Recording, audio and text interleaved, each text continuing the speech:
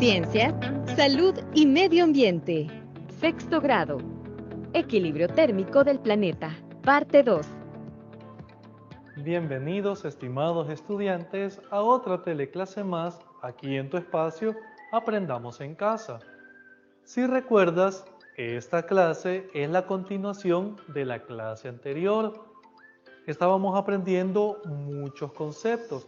Vamos a recordarlos un poco y además vamos a aprender algunos términos nuevos.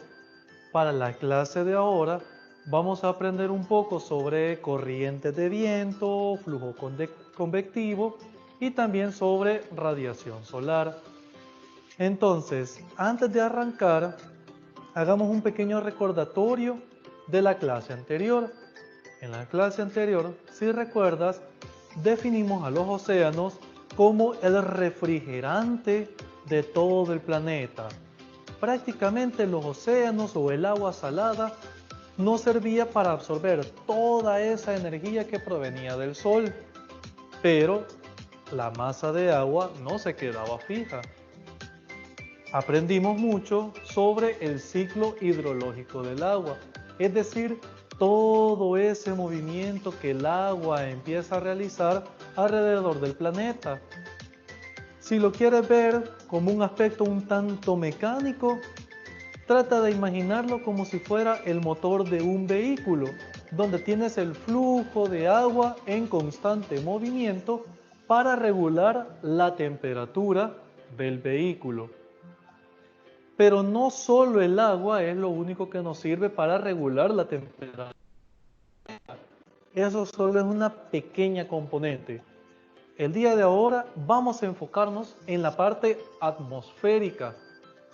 Para hablar de la parte atmosférica, vamos, como en la sesión anterior, a realizar un pequeño experimento. Y poco a poco vamos a ir mostrando los conceptos nuevos de esta sesión. Si gustas, arranquemos entonces con el experimento. Vamos. Para el experimento, tal y como siempre lo hacemos con todos los experimentos anteriores, vamos a necesitar materiales de fácil acceso, materiales muy sencillos de conseguir. ¿Qué materiales tengo? Bueno, tengo agua caliente, tengo agua fría, dos colorantes vegetales, no hay ningún problema con ellos, y una tarjeta. ¿Qué voy a hacer primero? En el que tengo agua caliente, voy a poner un poco de uno de los colorantes. Vamos a poner en este caso amarillo. Ahí nos indica que está más caliente. Y en el otro, en el que está más frío, vamos a utilizar un colorante azul. Solo un par de gotas es necesaria. Si esperamos que se diluya, nos va a tomar mucho tiempo, así que para acelerar el proceso, lo voy a agitar. Así que tomamos un agitador. Si notaste algo muy curioso, es de que en el amarillo, es decir, donde tenemos el agua más caliente, se estaba diluyendo de manera más rápida que en el que teníamos el agua fría. Muy bien, el colorearlo simplemente es para indicarnos cuál está más caliente y cuál es más frío. No hay nada fuera de lo común con ello. ¿Qué voy a hacer ahora?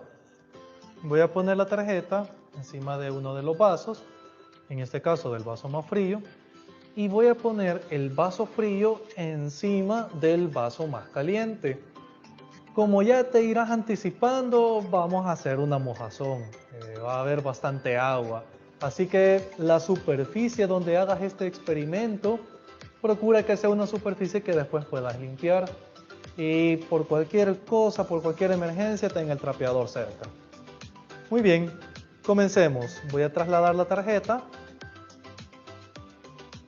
Tenemos el agua fría y vamos a ponerlo encima del vaso.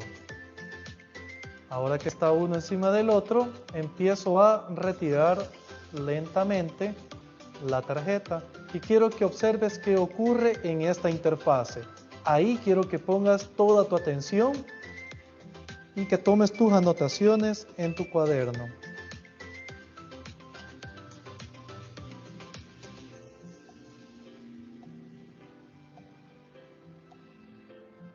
¿Qué observas que ocurrió?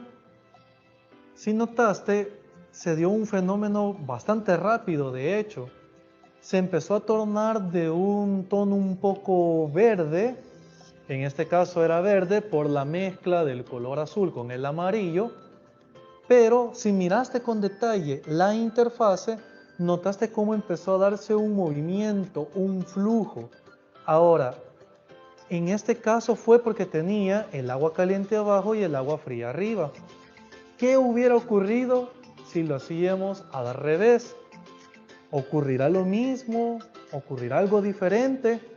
Intentémoslo. Volvamos a hacer todo el ensamblaje y nuevamente hacemos el experimento, pero cambiamos esa condición. Veamos. Muy bien. Vamos a repetirlo. Toda la parte del colorante es exactamente igual. Así que esta parte ya la conoces. Un par de gotas por acá. Otro par de gotas en el otro vaso. De manera similar con el caso anterior, aquí tenemos agua más caliente. En este caso pues tengo agua fría. Hasta aquí todas las condiciones prácticamente son las mismas del caso anterior. ¿Qué dijimos que íbamos a variar ahora? ¿Qué vaso iba a quedar abajo y cuál iba a quedar arriba? Entonces, para esta ocasión vamos a poner la tarjeta en el vaso caliente y lo vamos a poner encima del vaso frío.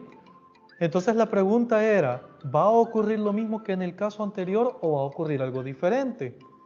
La hipótesis que tengas, lo que tengas escrito, veamos qué es lo que ocurre, si se cumple o no. Repitamos entonces, pongo el vaso, deslizo la tarjeta, hago la mojazón y empiezo a remover la tarjeta. Observemos la interfase, qué es lo que ocurre.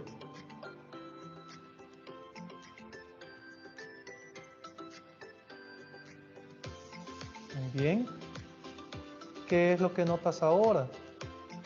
¿Ocurrió exactamente igual que en el anterior o ahora notas alguna diferencia? ¿Qué está ocurriendo en la interfase ahora que no ocurrió antes? Por lo tanto, existe una diferencia en desplazar agua de agua fría a caliente. Sigamos observando.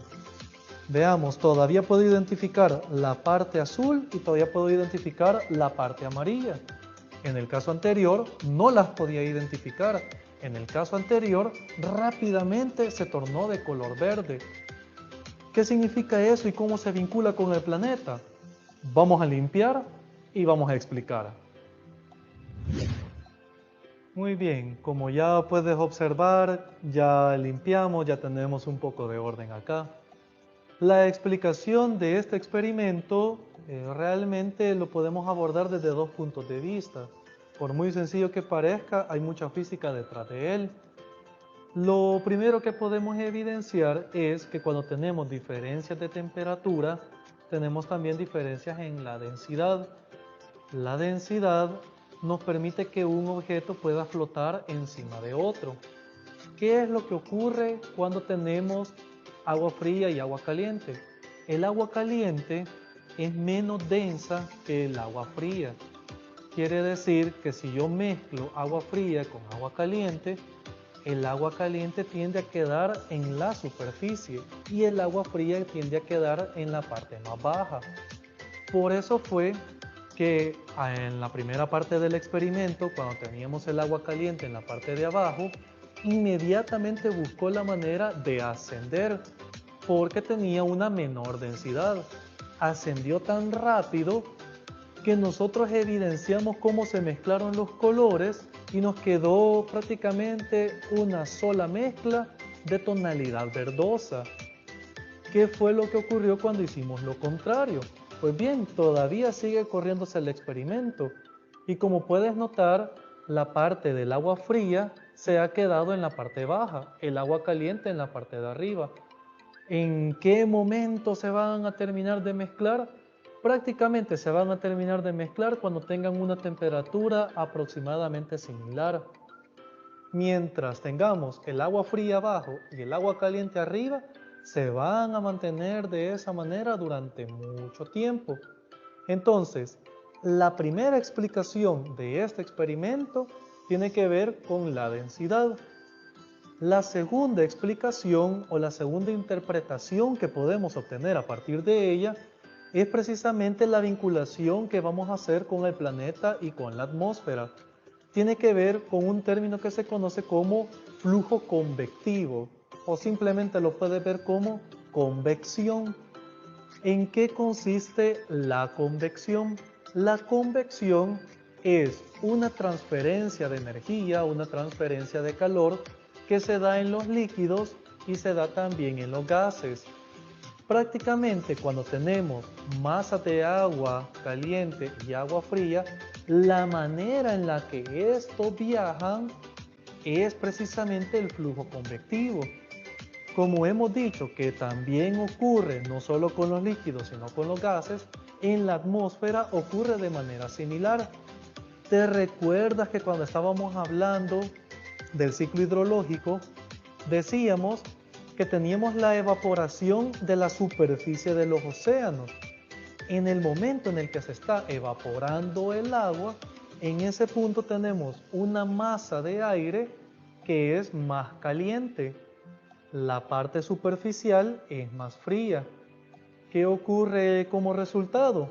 Tal como pudiste ver en el experimento, el aire más caliente va a irse hacia arriba y va a empezar a desplazar el aire frío. Ese movimiento que empieza a generar son las corrientes de viento que nosotros percibimos y se deben a la convección. Toda la atmósfera, lo que conocemos como la masa atmosférica o la capa atmosférica, sufre de esta convección. Se da para la formación de nubes, se da para el viento y como hemos dicho, también ocurre dentro del agua, es decir, dentro del océano también se dan diferentes corrientes oceánicas como producto de la convección.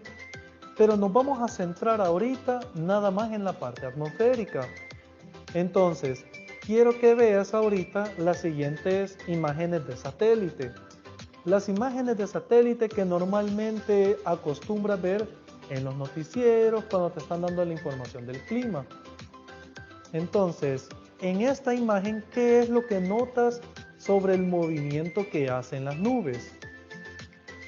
Posiblemente notas ciertos patrones, posiblemente notes ciertos torbellinos, notes algunos puntos donde se acumula más el aire, donde se acumulan las nubes. Precisamente todo ese movimiento, toda esa dinámica que observas es el flujo convectivo de todas estas masas de agua caliente, de aire caliente y aire frío. Entonces, si queremos ver el origen de todo este movimiento y cómo me sirve para la regulación del planeta, veamos la siguiente animación.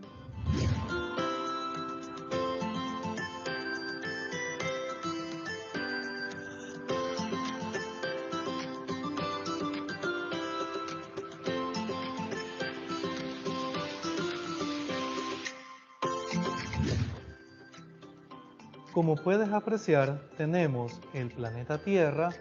El planeta Tierra recibe toda la radiación proveniente del Sol.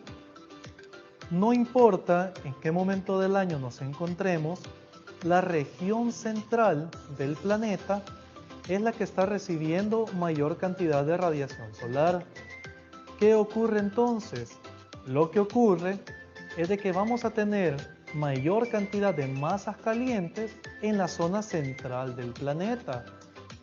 He ahí la razón de por qué la mayor cantidad de huracanes se generan en la franja precisamente central del planeta y empiezan a ascender hacia las regiones más frías del planeta. Como puedes observar, toda esta dinámica de flujo de movimiento de agua fría, de agua caliente, de aire frío y de aire caliente terminan sirviendo para regular la temperatura de todo el planeta. Es decir, que la regulación térmica del planeta no depende exclusivamente solo del agua o del aire, o depende nada más de los océanos. Realmente la dinámica es mucho más compleja.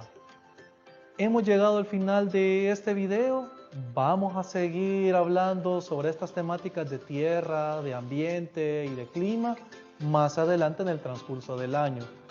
Espero que te haya gustado. Como puedes observar, todavía no se ha desplazado la masa de agua fría hacia la caliente. Así que nos veremos en la próxima semana aquí en tu espacio Aprendamos en Casa. Muchas gracias.